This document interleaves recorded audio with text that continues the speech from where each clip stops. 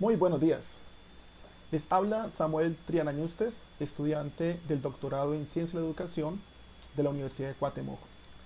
En este momento, este video está dirigido para mis estudiantes de este doctorado en la materia de legislación educativa, a cargo de la profesora, de la doctora María del Socorro Ballín Contreras, quien nos está orientando este módulo. El tema que va a trabajar es el sistema educativo nacional. Muy bien, vamos a hablar entonces el país que en este momento estoy viviendo, justamente es Colombia. Por eso, el sistema educativo nacional que voy a trabajar es solo en la República de Colombia. Para comenzar a hablar, primero tomamos un poco la introducción. La educación es considerada un derecho fundamental del ser humano. Esto es lo que dice la ONU en 1948, citado por Ruiz en 2002. Esto quiere decir que si es un derecho fundamental, es importante, es necesario que esta educación debe estar organizada mediante una estructura de leyes, de tal forma que le permita a cualquier ciudadano ejercer este derecho. De ahí que es importante que cada país tenga esa estructura. Por ello, en el presente trabajo, lo que deseo es dar a conocer la estructura del sistema educativo de Colombia y, además, el marco legislativo que lo fundamenta. Y, obviamente, queremos también mostrar las principales características de dicha estructura. Bueno, para comenzar, vamos a tener en cuenta lo que para el gobierno colombiano significa educación. De acuerdo con la ley 115, que es la Ley General de Educación, en su artículo primero, está hablando que la educación es un proceso de formación permanente. ¿Eso qué quiere decir? Que es continua, que nunca termina, que cada día se está aprendiendo un poco más. Además está hablando que tiene una formación personal.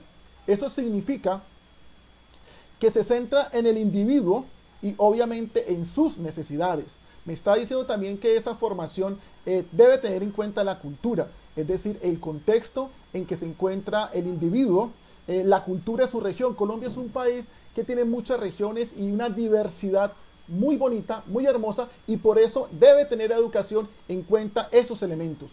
Pero además tiene un factor social. Esto quiere decir que debe favorecer a una comunidad, aunque tomamos en cuenta la necesidad del individuo, no necesariamente nos quedamos con él, sino que tiene que favorecer una comunidad en que está inmerso.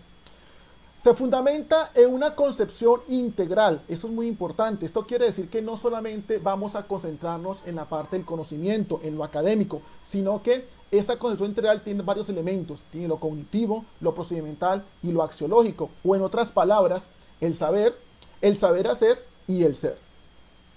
Me está hablando algo muy importante en esta definición de educación que hay que tener en cuenta, y es que hay que tener en cuenta la dignidad humana. En otras palabras, debe ser responsable, debe ser serio con respecto a sí mismo y hacia los demás, y no dejar ni permitir que se humille o se denigre a alguien. Y sobre todo hay que tener en cuenta que está dentro de unos derechos y deberes, o sea, dentro de un marco normativo, dentro de unas reglas de juego, dentro de unas reglas establecidas para que todos podamos tener una buena convivencia. El decreto número 1075 del 2015 es considerado el decreto único reglamentario de educación. Allí establece que el Ministerio de Educación Nacional es nuestro máximo orden, está en la cabeza del sector educativo, o sea que es quien da todas las instrucciones, orientaciones generales en el tema de educación a todo tipo de personas o instituciones como tal. Pero este Ministerio de Educación obviamente ha delegado algunas de sus funciones en unas secretarías de educación departamentales. Por ejemplo, en el lugar donde yo trabajo, estamos en el departamento del Huila, pues allí está la Secretaría de Educación del departamento del Huila. Y a su vez, esta secretaría pues está delegando algunas funciones que tienen que ver con la parte de educación a los beneficiarios con respecto a las instituciones. En mi caso, yo laboro en la institución educativa Genaro Díaz Jordán del municipio de Garzón, en el Huila. Entonces, aquí vemos primero algo muy importante y es la secuencia en cuanto a jerarquía de quienes están ordenando, organizando el tema de educación. Obviamente vamos a ver las leyes, principalmente estoy hablando de la ley 115 y del decreto 1075, pero veremos que no son las únicas que están allí. algo muy importante, la ley número 715 también nos está hablando de cómo es que se reparten los recursos para que puedan tanto el Ministerio de Educación Nacional, la Secretaría de Educación Departamental y los colegios contratar. El uso de recursos de gasto público es muy importante poderlo controlar, obviamente para evitar que se despilfarren. Entonces, en esta ley 715 está mostrando efectivamente muy detallado lo que se debe tener en cuenta cuando se va a hacer ese tipo de gasto. Está muy específico en esta parte. Hablemos ahora de los tipos de educación. Entonces, en Colombia tenemos básicamente 3 tipos de educación. El primero de ellos es la educación formal. La educación formal es la que se imparte en establecimientos educativos que han sido aprobados. Estos establecimientos educativos son tanto públicos como privados. En esos establecimientos educativos, esta educación formal se presenta en secuencia regular de ciclos lectivos. Establece también, está sujeto a unas pautas curriculares y obviamente esto finaliza en grados y en títulos. La ley 115 de 1994 en su artículo 10 al 25 pues está mostrando todo lo que está asociado, cómo tiene que funcionar, cómo tiene que reglamentarse estos establecimientos educativos. Pero además, en el decreto 3433 de 2008 está establecido el reglamento, en otras palabras, la licencia de funcionamiento que se va a otorgar a este tipo de establecimientos. La educación formal en Colombia específicamente se establece en colegios y universidades y algunos institutos de formación profesional y laboral. Digamos que es lo máximo para poder tener acceso a esto es en esta educación. El segundo tipo que tenemos es educación no formal. La educación no formal se ofrece con el objetivo de complementar esta educación formal, o sea, busca actualizar la formación académica o la parte laboral, también busca de pronto promover cierto tipo de habilidades artísticas, deportivas que pueden tener las personas que se vinculan a él, pero esta educación no formal no está sujeta a la rigurosidad de niveles, de grado, de estructura curricular como sí lo hace la educación formal. En la ley 115 del 94, en sus artículos 36 al 42, está especificado y reglamentado cómo tiene que estar establecido esta educación. Pero además, para tener en cuenta cómo se debe crear una entidad de educación no formal, se ha establecido en el decreto 114 del 96 cómo se organiza, cómo funciona, qué tipo de licencia se le puede dar también a esto. Es decir, que la educación no formal, el hecho de que sea no formal no significa que no se le da una estructura especial para que pueda funcionar. Debe tener una licencia para poder funcionar, porque lo contrario, pues obviamente no se podría dar. El tercer tipo de educación que ofrece en Colombia es la educación informal.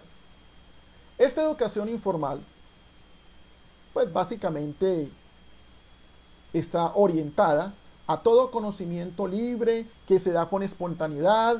Viene de distintas personas, de medios masivos de comunicación, por cultura.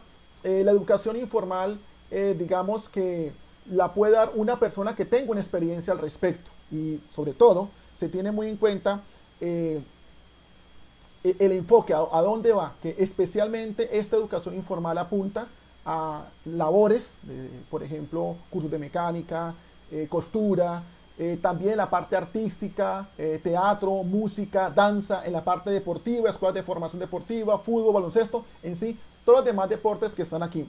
Al respecto, obviamente, digamos que la educación informal no le están exigiendo como tal lo mismo de la educación no formal o educación formal, pero sí es importante que una empresa, una entidad que quiera prestar un servicio de educación informal debe estar legalmente constituida, tiene que estar legalmente constituida. En Colombia hay empresas que están dedicadas a esta educación informal, como son cajas de compensación, cooperativas financieras, escuelas de formación, que fundamentalmente lo que busca es descubrir talentos artísticos y deportivos. Ahora bien, hay entidades como por ejemplo el SENA, que ofrece los 3 tipos de educación, es decir, tiene su estructura formal, también educación no formal y también educación informal. Se considera en Colombia que todo curso inferior a 160 horas es educación informal y no se requiere un permiso especial de la Secretaría de Educación para poderlo impartir. Simplemente que la empresa cumpla con todos los elementos de ley que se están estableciendo. Ahora vamos a hablar de los niveles de educación que se presentan en Colombia. Aquí empezamos a hablar de dos de ellos. Hablamos de la educación inicial y la educación preescolar. Aquí hay un poquito de, pues la comprensión, trataré de ser muy claro en esa parte. Inicialmente, en la ley 115, en el artículo 11 establece la educación preescolar como el primer año del ciclo de educación formal. Lo establece allí. Y habla que tiene que ser de prejardín, jardín y transición. Sin embargo, obliga únicamente al último, o sea, transición. Es decir, que empieza a hablar que niños de 5 años específicamente empiecen a estar en el sistema educativo. Pues esto ha llevado, pues se llevó a muchas situaciones de pronto que se generaron como en disputas, porque se está hablando, bueno, ¿y cómo hacemos para los niños antes de esos 5 años? Entonces, cuando aparece la ley 1098 del 2006 hasta el año 2006, en donde se habla de educación inicial y se dice que esta educación inicial va a proteger a los niños de 0 a 6 años, para potenciar intencionalmente el desarrollo integral de los niños. Entonces, más adelante viene la ley número 1804 de 2016. En esta ley, entonces, se empieza a especificar cómo tiene que ser esta educación inicial. Podríamos entonces hablar que la educación inicial básicamente se enfoca en la práctica de cuidados de los niños y el juego, o sea, se enfoca en esa parte. En esta educación se está diciendo cuidado y juego. Y esta responsabilidad que debería tener el Estado como tal, no lo ha dado en las diferentes instituciones educativas, sino que de pronto lo ha delegado en hogares comunitarios de bienestar familiar, en hogares infantiles, en jardines sociales. Es que él lo ha establecido. Y allí, hay que reconocerlo, el gobierno ha gestionado una gran cantidad de dineros donde busca llevar alimentación, donde busca llevar otro tipo de elementos a esta población vulnerable, esta población infantil, especialmente entre los 0 y los 6 años. Ahora bien, la educación preescolar que estaría incluida en la educación inicial, que debería arrancar desde los 3 años, aunque como les decía al principio, en la práctica exigen básicamente es el último. Los niños de 5 años tenemos padres de familia que lamentablemente no buscan que los muchachos se integren a un prejardín, a un jardín, por diferentes razones, y ya por la obligatoriedad que le exige la ley, a los 5 años necesariamente tiene que estar haciendo el primer año de transición. Aquí, en la educación preescolar, entonces se está enfocando en las dimensiones del desarrollo integral del niño, es decir, en el aspecto biológico, en lo cognitivo, en lo psicomotriz, en lo socioafectivo, en lo espiritual, en el desarrollo de la comunicación, de la autonomía y la creatividad. Es aquí, en la educación preescolar, donde se forman los hábitos de alimentación, de higiene personal, de aseo, de orden, de convivencia, de salud. Aquí también empieza a trabajar algunos elementos de lo que es preescritura, prelectura, prematemáticas. Es decir, empieza un aprestamiento para la educación primaria.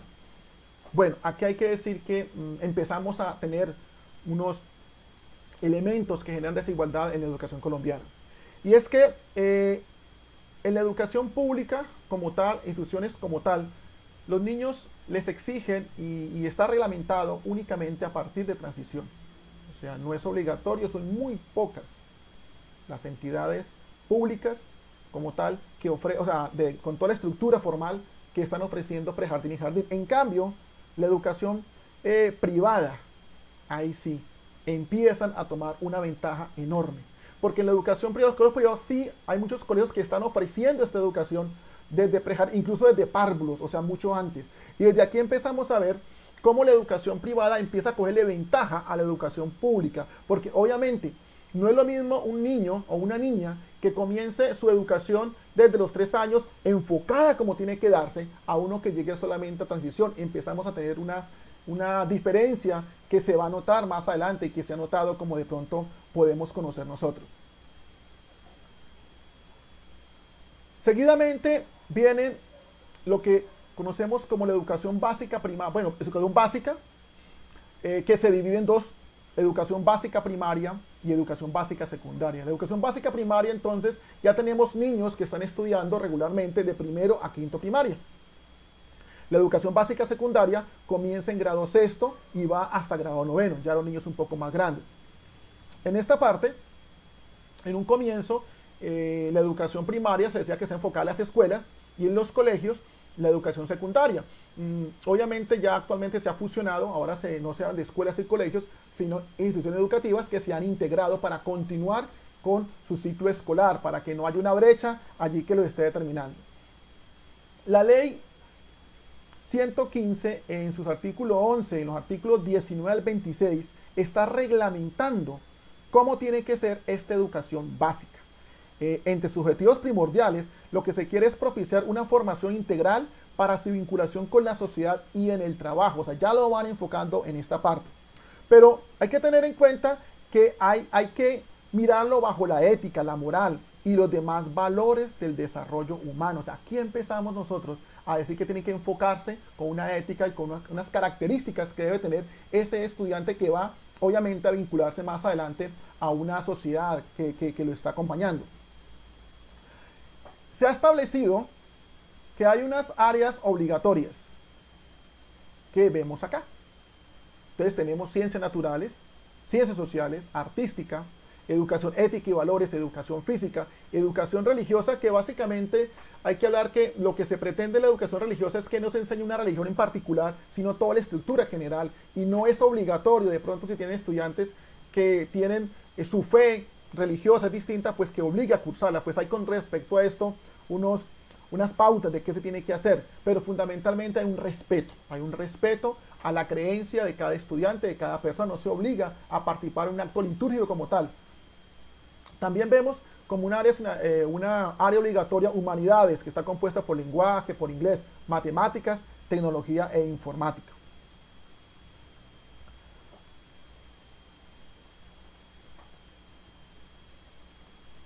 Pasamos ahora a la educación media.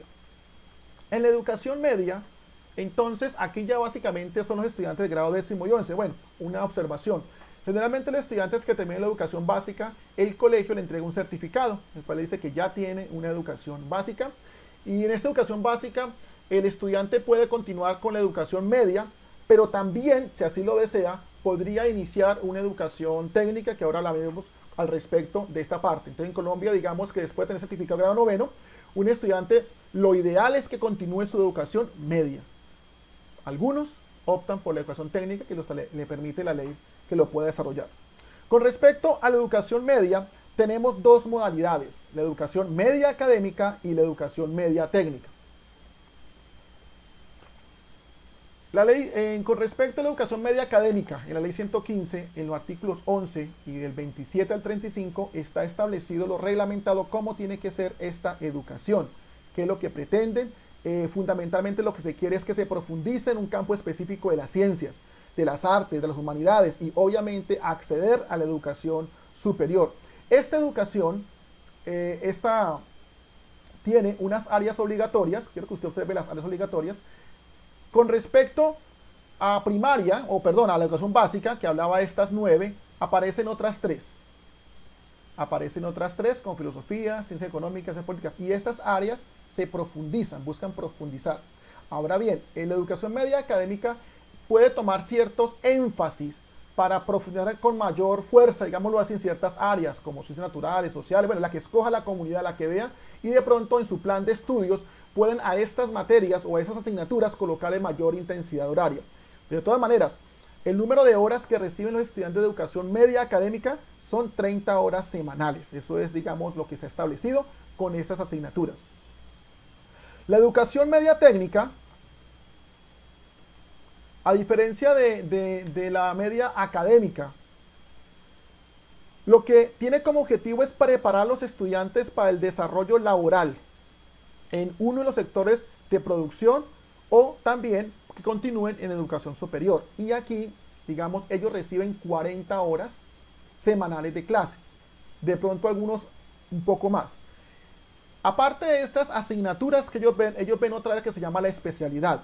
Esta especialidad, obviamente, profundiza esa área que ellos han decidido escoger. Aclaremos, hay ciertas materias de las académicas que en la media técnica no la ven con la misma intensidad, se disminuye. En este momento, por ejemplo, el colegio donde laboro, hay dos especialidades, tenemos autotrónica y electrónica, una en cada jornada, y estos muchachos reciben de lo que es académico 24 horas únicamente, y las otras horas son de la especialidad. Ahora, la educación media técnica, generalmente lo que se requiere es que se haga una articulación con alguna entidad, por lo menos se usa mucho con el SENA, o con algunas universidades que se puede tomar este tipo de convenios que se pueden hacer. Y pues obviamente los muchachos cuando se gradúan en educación media técnica reciben dos títulos, digámoslo así. Por lo menos en el colegio de laboro así lo están haciendo en esta integración. El título como bachiller de educación media técnica y el título como técnico según la especialidad que escojan. Ahora, el título de técnico, lo está dando la entidad asociada, que en el caso de donde yo trabajo es el SENA. Pues obviamente si otro colegio tiene convenio con una universidad o tiene convenio con otro tipo de entidades del sector productivo, pues será quien le dé el respectivo certificado. Entonces, en la parte técnica, lo que se está buscando es que el estudiante ya se empiece a vincular para la parte laboral, pero de todas maneras que no pierda su oportunidad de seguir estudiando en una universidad. Eso hay que tenerlo en cuenta. Hablemos ahora de la educación superior. La educación superior, aquí hay una ley exclusiva que lo reglamenta. La ley 115 da unas pautas importantes que no se pueden quitar, pero la ley 30 de 1992 se diseñó exclusivamente para la educación superior. Exclusivamente le está mostrando cómo tiene que ser esta educación superior. Esta educación superior se realiza obviamente después de que se entregue el título de bachiller, bien sea al joven en media académica o en media técnica.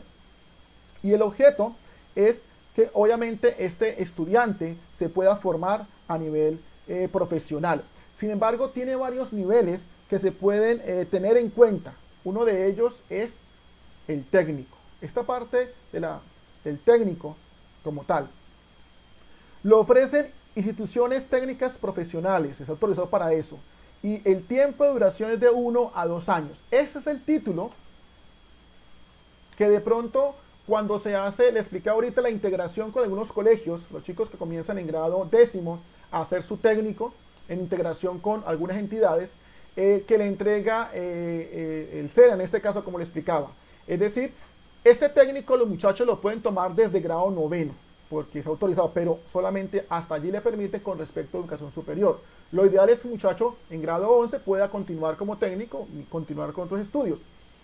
En los colegios que tienen integración, pues entonces en ese año de 10 y 11, o 2 años de 10 y 11, lo que hacen es avanzar esta formación técnica. Pero pues lo que se quiere no es quedarse con la formación técnica, sino que puedan continuar su cadena de formación y pasen a otro nivel que es el tecnólogo. En ese tecnólogo, que el tiempo mínimo que se da para tener ese tecnólogo es de 3 años, Y obviamente las instituciones que están acreditadas para eso ya son escuelas tecnológicas o las universidades que le apuntan a esta parte del tecnólogo. Hay estudiantes y de hecho hay universidades que ofrecen unas carreras en ciclos de formación. Entonces primero le dan el técnico, continúan estudiando y luego le dan el título de tecnólogo, continúan estudiando y pasamos entonces al siguiente nivel, que es el que se quiere que lleguen todos los estudiantes, que es al nivel profesional, a nivel de pregrado, que también se llama, en donde en este nivel es exclusivo para las universidades, 5 o más años de estudio se tiene que ver aquí. En Colombia hay unos convenios con ciertas universidades, por ejemplo, hablo mucho del SENA, que es una entidad del gobierno que busca dar una educación gratuita a sus estudiantes en la parte técnica, tecnológica y profesional. Perdón, técnica y tecnológica. La profesional lo puede hacer, pero cuando hace un convenio con una universidad. Entonces, para que tengamos en cuenta eso. Y muchos estudiantes lo han tomado. Es decir, hacen con el SENA, el técnico, el tecnólogo, luego un convenio con una universidad y pasan a hacer 1 o 2 años más y tienen su título profesional. Entonces son acuerdos establecidos que la ley le permite, obviamente dentro de este marco de la ley 30 del 92, hacer a estas entidades para que los estudiantes puedan obviamente avanzar en su formación profesional, en su formación laboral. A partir de aquí, de la formación profesional, pues entonces le permite a aquellos estudiantes que sigan estudiando otras opciones. Por ejemplo, hablamos de una especialización, donde básicamente esta especialización son 1 o 2 años más. Lo que se busca es posibilitar el perfeccionamiento de una profesión, de una disciplina o complementar un área afín. También se está implementando el estudio de maestría. Ya la maestría es un poco mayor. La maestría le exige mínimo 3 años de estudio y aquí el fundamento es la investigación. O sea, necesariamente la parte de investigación, lo mismo que la parte del doctorado, que es el otro nivel que ofrece en educación superior para este profesional. En Colombia no se habla todavía de postdoctorados, realmente lo máximo que se llega es doctorado. También se fundamenta en investigación, son 3 años. Una observación a tener en cuenta es que para el doctorado en Colombia no es un prerequisito que tenga maestría. O sea, un estudiante quiere enfocar directamente el doctorado, pues lo puede hacer. En esta parte hay que decirlo que una de las mayores dificultades que se tiene es que la parte de costos para acceder a esta educación de especialización, de maestría, de doctorados, porque son muy costosos, los horarios son a veces inflexibles. De pronto con especialización permite que sea el fin de semana, algunos de maestría también permiten el viernes y de pronto el fin de semana, pero para los doctorados están exigiendo una mayor. Aquí por ejemplo en el Huila, que hay una universidad subcolombiana muy bien certificada, está en doctorado en educación, pero la exigencia es que esté una semana de clases, de lunes a viernes, asistiendo todos los días allá presencialmente y otras actividades. Es muy difícil que una persona que esté laborando en una empresa, en un colegio, en otra entidad, pueda dejar de trabajar una semana para estudiar allá. Por eso se opta por buscar otras alternativas, como el caso personal con la Universidad de Cuauhtémoc. Organismos de control de la calidad educativa. La Ley 1324 de 2009 y el Decreto 1075 de 2015 ha establecido al ICFES, Instituto Colombiano para la Formación de la Educación Superior,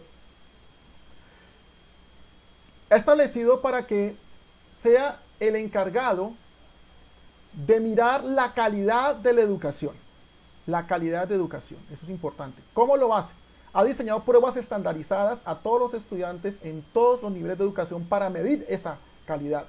Por esa razón, uno habla a nivel de la educación básica y educación media, pruebas saber en tercero, quinto, séptimo, noveno y 11.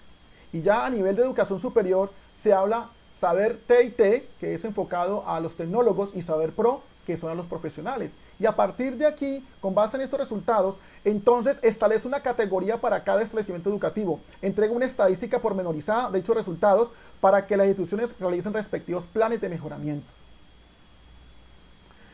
A partir de acá entonces los colegios, las universidades, lo que buscan es implementar sus respectivos planes de mejoramiento para que obviamente en las pruebas que se hagan pues sean mucho mejor. Modalidades de atención. Hemos hablado de cómo se estructura la educación en Colombia, digamos para estudiantes en condiciones normales, digámoslo así, en la parte de presenciales. En condiciones naturales hablamos de la edad establecida, pero aparte de eso el gobierno ha establecido una modalidad de atención a aquellos estudiantes que por diferentes situaciones no pueden estar en ese rango que hemos explicado y ha establecido especialmente unos grupos. Primero de ellos, un grupo de necesidades educativas especiales. En este grupo de necesidades educativas especiales está enfocado a aquellos estudiantes que tienen una limitación física, una dificultad, bien sea psíquica, cognitiva, emocional, o de pronto aquellos estudiantes que tienen, digamos, otros problemas y por lo tanto entran dentro de un marco de necesidades educativas especiales o tienen capacidades excepcionales también. Y entonces se establece, como ustedes pueden, varias leyes, el cual está reglamentando para que haya inclusión, que esa es la palabra que quiere que tengamos, programas de inclusión. Hay que garantizar los derechos de estas personas que tienen discapacidad o que tienen necesidades educativas especiales, porque estamos en una inclusión social y para ello tienen que tener programas especiales, por ejemplo, la parte del PIA. Educación para adultos es el otro grupo, también importante que se ha establecido. Aquellas personas que por diferentes razones tuvieron que trabajar y no pudieron continuar sus estudios de secundaria, primaria, y quieren hacerlo para poder acceder a otros elementos, pues está establecido en la ley 115, el artículo 50-54, decreto 3011 del 97, cómo se reglamenta esta educación para adultos. Se ofrece generalmente esta educación en jornadas nocturnas, en los fines de semana o también programas a distancia. La otra modalidad de atención es para grupos étnicos. En Colombia existen diferentes grupos étnicos y por lo tanto para ellos hay una legislación especial.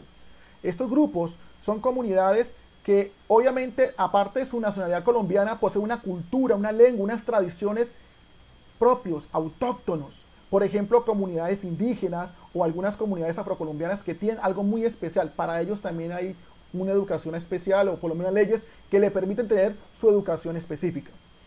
Igualmente, se ha establecido una modalidad para educar a los campesinos, las personas que están en el campo, en la parte rural. Al respecto, se busca que los colegios que lleven atención a estos lugares, a estos sitios, se enfoquen en información técnica en actividades agrícolas, pecuarias, pesqueras, forestales, que puedan contribuir a ese contexto en que los estudiantes están allí ubicados y obviamente le permitan mejorar la calidad de vida de esos campesinos y puedan incrementar la producción de lo que ellos están trabajando allí. Un elemento muy importante que tiene en Colombia es reglamentado la educación para la rehabilitación social. Entiéndase que aquí está atendiendo una población de personas que han estado al margen de la ley, han tenido problemas, delitos, han tenido dificultades en este aspecto. Entonces también la ley ha reglamentado cómo ellos pueden tener ese derecho a la educación, cómo se implementa esa parte. Incluso en este, digamos, grupo está establecido aquellos desmovilizados de las fuerzas, diferentes fuerzas al margen de la ley, que en Colombia pues hemos estado siempre afectados para esta parte. El caso de los diferentes grupos armados que han tenido, es en esta parte donde, digamos, le dan la oportunidad para que ellos se puedan reinsertar a la vida social y lo está establecido de esta manera. Hay convenios con diferentes entidades para hacer esto, hay recursos que el gobierno ha establecido para tenerlos. Ahora bien, ya después de haber explicado los elementos que se tienen en cuenta con la forma de educación, lo que hemos hablado, vamos a hablar un poquito rápidamente de cómo es la organización para prestar el servicio educativo en los establecimientos educativos en general. Hay unas exigencias, unas obligaciones que rápidamente voy a hablar para tener en cuenta que mínimamente estos elementos deben tener esos establecimientos educativos. Primero de ellos es el PEI. Indudablemente el PEI es el corazón del establecimiento educativo. El PEI es un proyecto en donde se establecen los parámetros que identifican a la comunidad y deben responder a la necesidad de esa comunidad, o sea, tiene que responder a eso. Aquí está la parte administrativa, el componente pedagógico, el componente comunitario, el componente conceptual, apunta a eso, es el corazón de toda institución y a partir de aquí se generan todos los demás procesos. De ahí que es muy importante que cada colegio o cada establecimiento educativo tenga su propio PEI. Allí puede hablar de autonomía y otros elementos propios del contexto social que están viviendo estas personas y es lo que lo identifica. Aparte de esto, hay que diseñar un currículo y un plan de estudios. Este currículo y plan de estudios, pues obviamente es donde está organizado el quehacer pedagógico del educador. Están las estrategias, los planes, la metodología, los recursos, los temas que va a tratar con cada grado, de acuerdo con las orientaciones que da el Ministerio de Educación Nacional, de acuerdo con el PEI, eso va de la mano con el PEI, no puede ir en una dirección distinta. Y obviamente apunta siempre a resolver las necesidades de una comunidad educativa. Algo muy importante que tiene que estar muy claro, muy bien definido, es el manual de convivencia. Y sobre todo que está muy reglamentado en esta parte, han hecho muchos elementos a tener en cuenta. Porque en este manual de convivencia se establecen derechos, deberes, obligaciones de todos los estamentos de lo comunicativo, de todos los estamentos de la comunidad educativa. Además, establece una ruta de atención cuando un estudiante o un integrante de la comunidad establece una falta, le dice con claridad qué es lo que tiene que hacer para evitar un problema con el debido proceso, para evitar obviamente violar el derecho de pronto que pueda tener alguna de estas personas implicadas. Entonces está muy bien estructurado y en eso los últimos años con la ley 1620, el decreto 1965 de 2013, ha reglamentado esa parte y debe estar activo en los diferentes establecimientos educativos.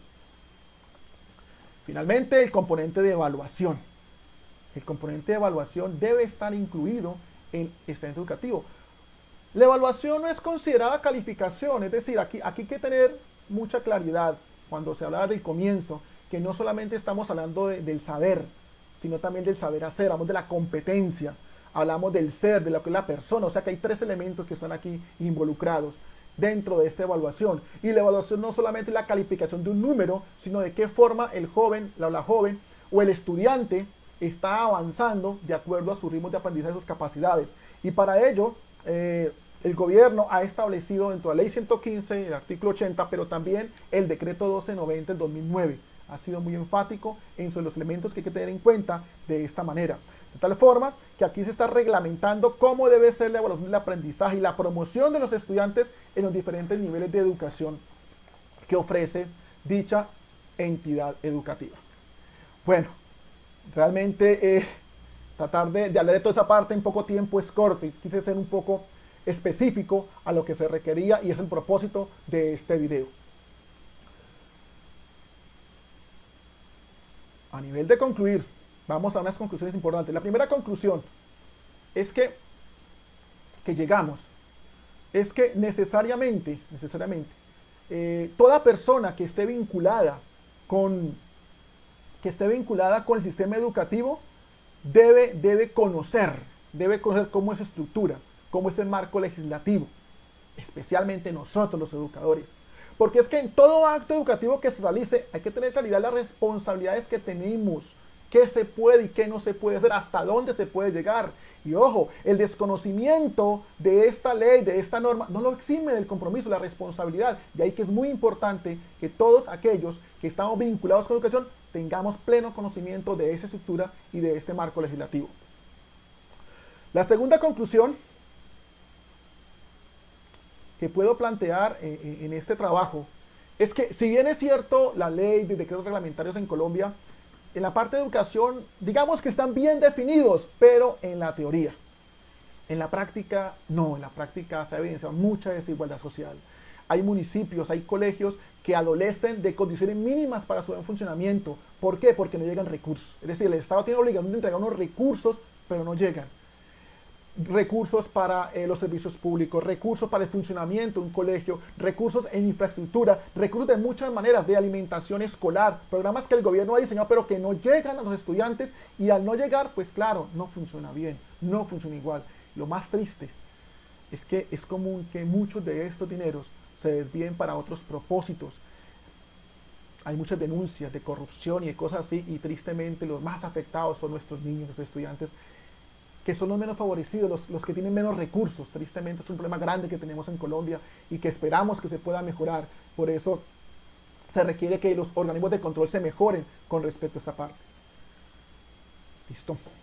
Aquí en este momento pues estoy mostrando las referencias que he tenido en cuenta, las leyes que he nombrado, que he mencionado, decretos que he mencionado con respecto a lo que se ha hecho ese trabajo. Seguramente hay muchos más, pero quise tomar los más relevantes que se tienen en esta parte.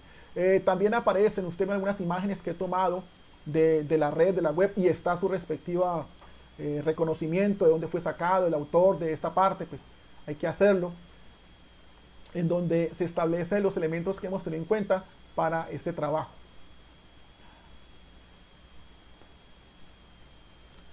Con esto, doctora María del Socorro Ballín, compañeros doctorantes, termina el trabajo que se ha encomendado. Espero que sirva de un elemento educativo, de mejorar, de conocer cómo es nuestro sistema educativo colombiano, y permita dar elementos importantes a aquellos que están buscando estar mejorando el tema de educación. Entonces, le agradezco mucho la atención, el tiempo para escuchar este video. Que tengan un excelente día.